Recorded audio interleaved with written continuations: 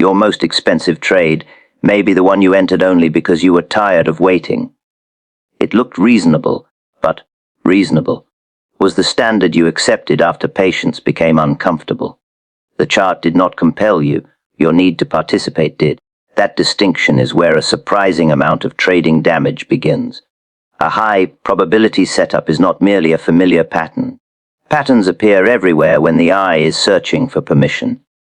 A stronger setup forms when several pieces of market behavior agree direction is clear, price is reacting at a meaningful area, participation confirms the move, and the risk can be defined before the order is placed.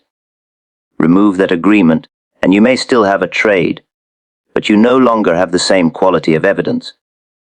This is why selectivity matters more than activity. When price approaches a level you have marked, do not ask only whether it touched the line. Notice how it arrived. Did it advance with strength or drift there without commitment? Did rejection appear quickly, or did price remain near the level as though the opposing side could not push it away? The same price can carry a different message, depending on the behavior surrounding it. You are not trying to predict every movement. You are waiting for the market to reveal an imbalance that offers favorable risk relative to the potential reward. That still does not make the outcome certain. A sound setup can fail, because trading deals in probabilities, not promises. But when the premise is clear, failure should become recognizable before it becomes catastrophic. The danger begins when a trader changes the meaning of the evidence after entering.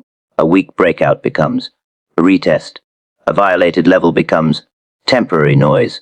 A planned stop becomes negotiable because accepting a small loss feels more painful than defending a bad idea. Yet the longer the trader argues with price, the more authority is transferred from the plan to emotion.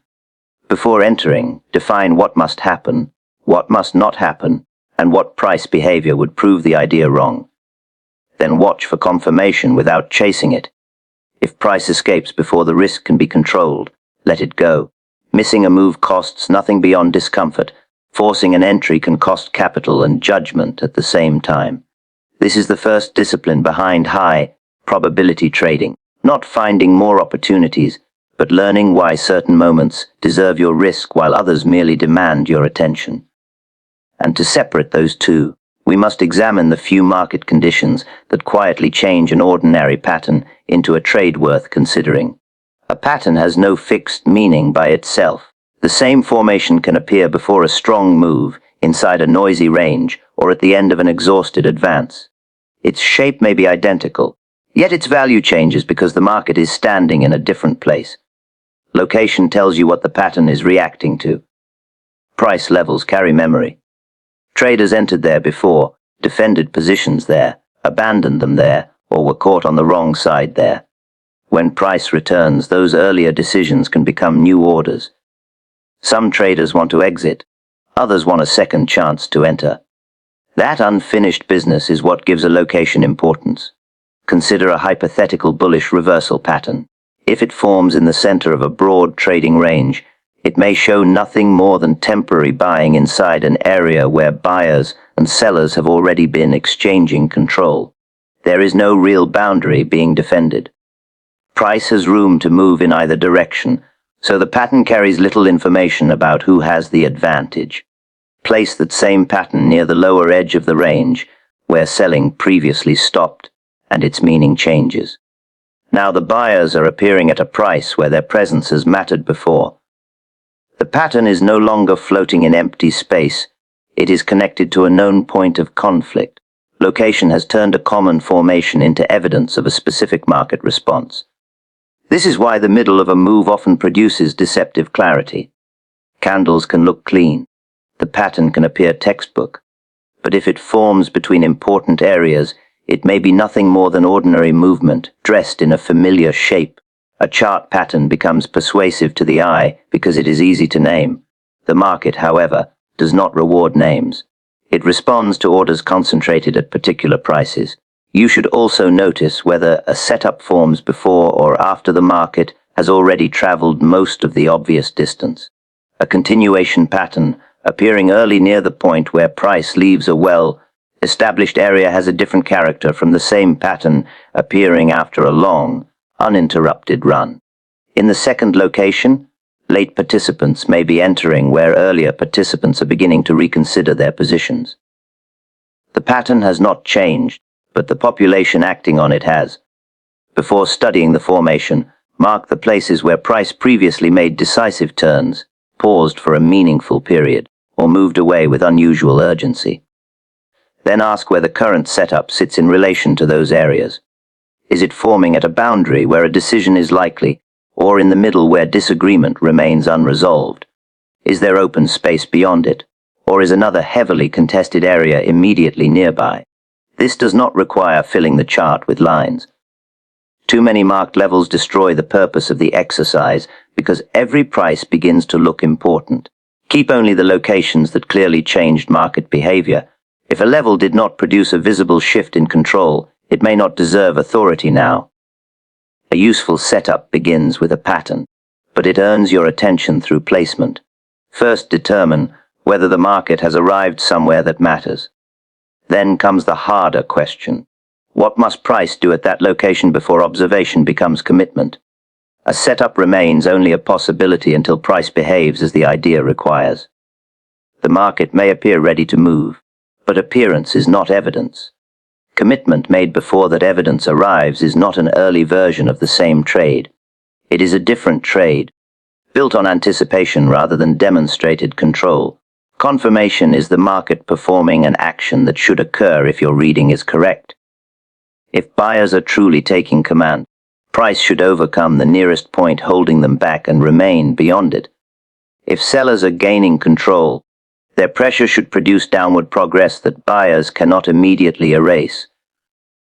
The required behavior must follow logically from the premise. That is why a candle moving briefly in your preferred direction is not always confirmation. Price can rise without proving that resistance has been overcome, just as it can fall without showing that support has surrendered. Direction alone tells you where price traveled. Confirmation tells you whether the opposing side lost authority during that travel. The difference is often found in acceptance. A quick move through a trigger price shows an attempt, trading beyond it, closing beyond it, or returning to it without immediate rejection shows that the market is beginning to accept new ground. The longer price can operate there without being forced back, the stronger the evidence that control has shifted. No single form of confirmation fits every setup. A continuation idea may require price to clear the edge of a pause and begin advancing again. A reversal idea may require the existing move to stop progressing, followed by a recovery through a nearby reference point. The confirmation must answer the particular uncertainty inside the setup. Otherwise, you are using a familiar signal without asking what it actually proves. There is always a price for waiting for evidence. The entry may not be as favorable as it was during anticipation, but the information is better because the market has removed part of the uncertainty. Enter earlier, and you receive a better price with less proof. Enter after confirmation, and you accept a later price in exchange for observable evidence. That exchange should be understood before the setup appears. This does not mean waiting until every doubt has disappeared. Complete certainty never arrives, and demanding too much proof can leave you acting only after the useful part of the move has passed. Confirmation should be sufficient, not excessive. Its purpose is to identify a change in control, not to guarantee what happens next.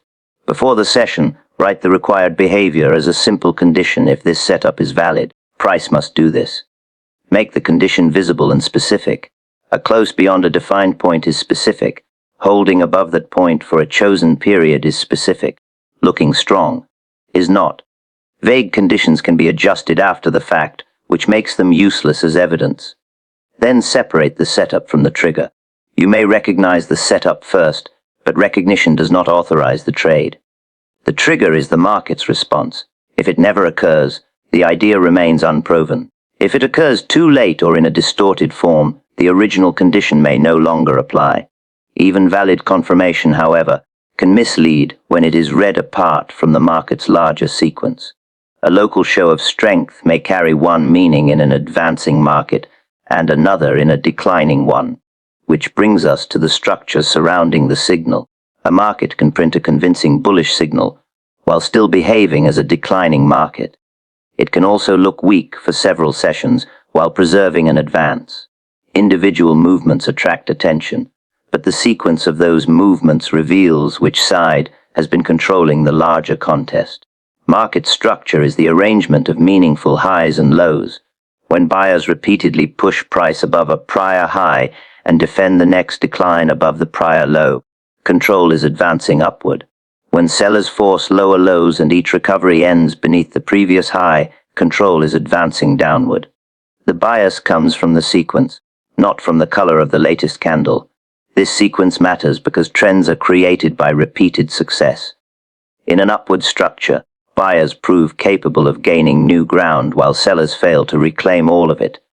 In a downward structure, sellers extend the decline while buyers recover less each time. Each completed swing records which side is achieving more and surrendering less. A directional bias is not a prediction that every movement will follow the trend. An advancing market still declines during pullbacks. A declining market still produces sharp rallies. The bias tells you which direction has structural support and which direction is currently corrective. Without that distinction, a temporary counter move can easily be mistaken for a lasting change. The depth of a correction adds another layer. In a healthy upward sequence, declines tend to stop before damaging the prior structural low. This shows that buyers are willing to act without demanding a complete reversal of the previous advance. But when each correction reaches deeper and each new high becomes smaller, the structure is losing efficiency. Control may not have changed yet, but it is no longer being expressed with the same ease. Balanced structure must be treated differently. When highs stop rising and lows stop falling, neither side is gaining lasting territory. Price is rotating rather than advancing. In that condition, assigning a strong directional bias creates certainty that the market itself has not earned. Neutral is not an absence of analysis. It is the correct reading when the sequence has stopped favoring either side. To read structure clearly, reduce the chart to its decisive turning points. Mark the highs from which meaningful declines began and the lows from which meaningful advances began. Ignore every minor fluctuation between them. If you treat each small pause as a structural event, the sequence becomes so crowded that direction disappears inside detail. Then state the condition plainly. Higher high followed by a protected higher low upward bias. Lower low followed by a respected lower high downward bias. Overlapping swings contained within established boundaries. Neutral bias. This simple classification prevents one dramatic candle from overruling a pattern of behavior built across several swings. Your bias should remain conditional, not loyal. If the sequence that created it changes, the bias must change with it. An upward market that can no longer protect its important low has lost a defining feature of its structure. A downward market that moves above the high controlling the decline has done the same. The chart has changed its statement, and your reading must change as well. Structure tells you the direction in which the market has been making progress. It does not yet tell you how much participation stands behind that progress, and that difference becomes important when a move looks strong in price but weak beneath the surface. Price shows the result of a contest. Volume shows how much participation was required to produce that result. A move of 2% on quiet activity and the same move on unusually heavy activity may look identical on the price scale, but they do not describe the same market condition. Volume measures transactions, not conviction directly. Every completed trade contains both a buyer and a seller, so high volume does not mean that buyers simply outnumbered sellers. It means the market attracted greater involvement, and one side was aggressive enough to keep accepting less favorable prices. The direction of price tells you which side succeeded. Volume tells you how much business accompanied that success. The first relationship to study is expanding price with expanding volume. When price covers more distance while activity increases, effort and result are moving together. New participation is entering as the move develops, and the market is processing that participation without losing direction. This does not guarantee continuation, but it shows that the advance or decline is being carried by more than a thin stream of orders. Now consider price making progress while volume steadily contracts. The move is still real, but fewer transactions are supporting each new step. That can happen because the opposing side has temporarily withdrawn, allowing price to travel easily. It can also mean that interest is fading. Volume alone cannot tell you which explanation is correct, so you watch how price behaves when activity returns. The opposite condition is equally important: heavy volume with little price progress. Great effort is entering, yet the result is small. That usually means aggressive orders are meeting enough opposing supply or demand to absorb them. If strong buying produces only a narrow rise, sellers are supplying everything buyers demand. If intense selling cannot push price much lower, buyers are taking the other side. The lack of distance is the information. A single volume spike should never be treated as a complete message. Its meaning depends on the price response during that bar and immediately after it. Large activity followed by continued progress shows that one side remained effective. Large activity followed by stalled movement shows that the effort met resistance. The same volume reading can therefore describe strength, exhaustion, or transfer of ownership. Price reveals which interpretation deserves attention. Use relative volume rather than an isolated number. Compare current activity with recent bars from the same instrument and with similar periods in the trading session. The opening often trades more heavily than midday, so comparing them directly can create a false impression. Volume becomes useful when measured against what is normal for that market at that moment. On your chart, examine three things together: the amount of activity, the distance price traveled, and where the bar closed within its range. High activity, wide movement, and a close near the directional extreme show efficient effort. High activity, narrow movement, and a poor close show that the same effort produced resistance. Low activity and narrow movement show little commitment from either side. Do not ask whether volume is simply high or low. Ask what that activity accomplished. Did additional participation produce greater progress, or did the market require more effort to achieve less? That question turns volume from a colored histogram into evidence about the effectiveness of buyers and sellers. The value of that evidence becomes sharper when price attempts to leave an obvious boundary. Sometimes participation carries the move cleanly away. At other times, the attempt draws traders in and then collapses back, revealing a very different kind of setup. A breakout can fail for only a short time and still leave a lasting imbalance behind. Price crosses an obvious boundary, attracts new positions, then returns to the area it was supposed to leave. The move has not merely reversed direction. It has placed a group of traders on the wrong side of the market. Suppose price moves above a well-watched ceiling. New buyers enter because they expect the old range to be finished. Traders who are short may also buy to close their positions. Both actions help lift price. But if that combined demand cannot keep price above the boundary, the market has revealed something important. The buying created by the breakout was not enough to establish higher value. Once price falls back below the ceiling, the new buyers face a changed reality. Their reason for entering has weakened, and every exit from a long position requires a sale. Their protective orders, voluntary exits, and delayed decisions can all add selling pressure. The failed breakout, therefore, creates its own potential fuel in the opposite direction. A failed move below support works through the same mechanism in reverse. Sellers enter expecting lower prices, while existing buyers may sell to escape. If price quickly returns above the broken floor, those new short positions become vulnerable. Closing them requires buying, and that buying can strengthen the recovery. The trapped group becomes part of the movement it did not expect. Not every wick beyond a boundary creates a meaningful trap. Price must travel far enough, or remain beyond long enough, to attract genuine commitment. A brief touch may only be a test with little positioning behind it. The more convincing the original escape appeared, the more traders may have acted on it, and the more consequential the failure can become. The return itself also has degrees of strength. A slow drift back into the prior area suggests uncertainty.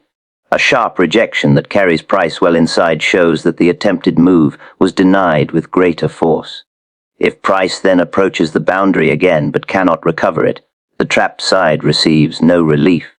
Their pressure to exit can increase because the market has offered a second warning without restoring their premise. What makes the level obvious matters as well. A boundary observed by a large number of participants is more likely to attract breakout orders and protective exits. When that boundary fails, more positions may be affected. An obscure line drawn to fit the chart may produce the appearance of a failed breakout without the crowd involvement that gives the pattern its power. When you observe a possible failure, identify the group whose premise has been invalidated. Above a failed upside break, ask where late buyers are likely to admit the move did not hold. Below a failed downside break, ask where new sellers may be forced to cover. You are not reading their minds. You are following the mechanical consequences of how positions must be closed.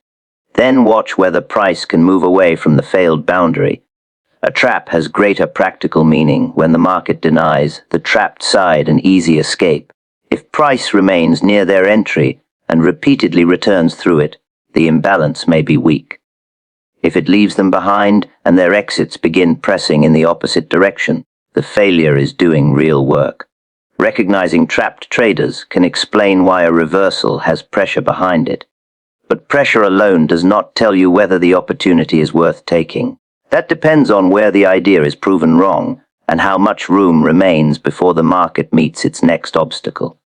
A correct market opinion can still produce a poor trade.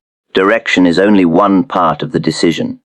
The price of being wrong and the realistic benefit of being right determine whether the opportunity offers acceptable terms. Risk begins at the intended entry and ends at the point where the trade's premise no longer deserves to stand. Reward begins at that same entry and extends only to an objective the market can reasonably reach. The relationship between those distances is the trade's basic proposition. If you cannot identify both before entering, you do not yet know what you are accepting. A favorable ratio matters because no setup is certain. When the potential gain is meaningfully larger than the planned loss, a trader does not need every decision to succeed for the approach to remain viable. When the potential gain is smaller than the loss, the method demands a much higher rate of accuracy. That burden may be greater than the setup can consistently support. But a ratio is not valuable merely because it looks attractive on paper. You can manufacture any number by placing an ambitious target far beyond where price is likely to travel. That does not improve the trade. It only replaces analysis with arithmetic. Reward must be based on available market space, not on the amount you hope to make. Suppose, hypothetically, an entry sits just beneath an area where price has repeatedly turned away. A distant objective may create an impressive calculation, but the nearby obstacle stands between the entry and that objective. If price must defeat several barriers before reaching the target, the quoted reward exaggerates the opportunity. The first realistic destination is often more useful than the most generous one. Risk can be distorted in the same way. Moving the failure point unnaturally close makes the ratio appear better, but it may place the planned exit inside normal price movement. Moving it farther away to avoid being wrong increases the loss without improving the original idea. The failure point should come from the trade's premise. The ratio must be judged afterward. Entry price has a powerful effect on the relationship. Chasing a move reduces the remaining distance to a reasonable objective while increasing the distance back to the premise's failure point. The market may still move in the expected direction, yet the trade has become less attractive because the terms changed. A setup can survive while its opportunity disappears. This is why the calculation belongs before the order. Once money is involved, a target can begin to look more reachable and a loss can begin to look more tolerable. Before entry, the distances are simply facts. After entry, they are easily influenced by preference. Use 3 marks on the chart: the intended entry, the premise-defined failure point, and the first realistic objective. Measure the distance from entry to failure, then compare it with the distance from entry to the objective. Account for ordinary trading costs where relevant. If the relationship does not meet the standard required by your tested method, the setup may be valid without being worth taking. Do not repair poor terms by changing the marks until the numbers become attractive. Either the market offers enough space, or it does not. Passing on an unfavorable proposition is not a forecast that the trade will fail. It is recognition that uncertainty is being offered at the wrong price. Yet equal distances do not behave equally in every market condition. A 10-point gap can be excessive in a quiet session and ordinary in an active one. To judge the real meaning of risk, you must next understand how volatility changes both exposure and the room a trade needs. Volatility changes the meaning of distance. A 5-point movement may be exceptional one day and ordinary the next. If your stop and position size remain fixed while the market's movement changes, your true exposure changes even though your rules appear unchanged. Volatility is the rate and range of price movement. When it expands, bars become wider, swings travel farther, and routine fluctuations cover more ground. When it contracts, movement narrows and price requires less room to complete its normal back and forth. The market is not necessarily safer when quiet or more dangerous when active. It is simply operating on a different scale. A stop placed inside ordinary movement can be reached without the trade idea being meaningfully challenged. The market may fluctuate as it normally does, remove the position, and then continue in the expected direction. The problem was not always the premise. The distance failed to respect the market's current rhythm. The opposite error is giving every trade excessive room. A wide stop may avoid common fluctuations, but it also increases the loss per unit if the trade fails. Extra distance is justified only when current movement requires it. Space added without a market reason is not protection, it is additional exposure. This is where position size and stop distance must work together. When volatility requires a wider stop, fewer units are needed to keep the planned monetary risk stable. When normal movement allows a narrower stop, more units may fit within that same limit. Distance and size move in opposite directions because they are two parts of one exposure. Imagine, hypothetically, that current conditions require twice the usual stop distance. Keeping the same position size would roughly double the amount at risk. Reducing the size by about half would keep the planned exposure closer to its original level. The numbers will vary with the instrument and trading costs, but the relationship remains the same. Do not choose size first and then force the stop to match it. That reverses the logic. First determine how much room the setup needs under current conditions. Then calculate how many units fit within the amount your plan allows you to risk. If the resulting size is smaller than you prefer, the market is telling you the cost of participation has increased. You can estimate current volatility by studying recent bar ranges and the typical distance of short-term swings. A tool such as average true range can summarize that movement, but the indicator is only a measurement. It cannot decide where the trade idea becomes invalid. The market premise supplies the boundary. Volatility helps determine whether the position has enough breathing room around it. Use recent conditions rather than a distant average that no longer describes the present market. Volatility can expand quickly after a quiet period and contract after intense movement. If your measurement adjusts too slowly, your stop may be designed for a market that has already disappeared. Before entry, compare the planned stop distance with the instrument's recent normal movement. If ordinary fluctuations can reach it easily, the placement may be too tight. If the distance is several times larger than anything the market has recently required, it may be too loose. Once the distance is justified, reduce or increase size so the monetary exposure remains within your predetermined limit. But the movement visible on one chart may be only noise within a larger move, or a major event hidden inside a smaller view. To understand whether the setup tells a consistent story, the next step is to compare what the market is saying across time frames. A market can look bullish on one chart and bearish on another without contradicting itself. The conflict often comes from asking every time frame to answer the same question. A short-term decline may be a complete move to one trader and only a minor pause to another. Each time frame compresses market activity differently.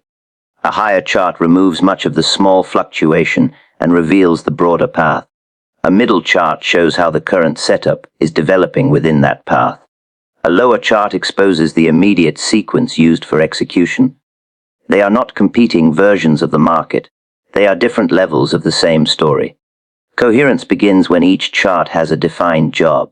Use the higher time frame to establish the dominant condition and the major area affecting price. Use the setup time frame to identify the formation you intend to trade. Use the execution time frame only to refine the moment of entry. When these roles are fixed, information flows from broad context to precise action. Alignment does not require every chart to move in the same direction at the same moment. In a broader advance, the setup chart may be declining as it corrects part of the earlier move. The execution chart may then begin turning upward while the higher condition remains intact. Those charts look different, yet they describe a coherent sequence: broad strength, controlled retreat, and renewed short-term demand. True conflict is different.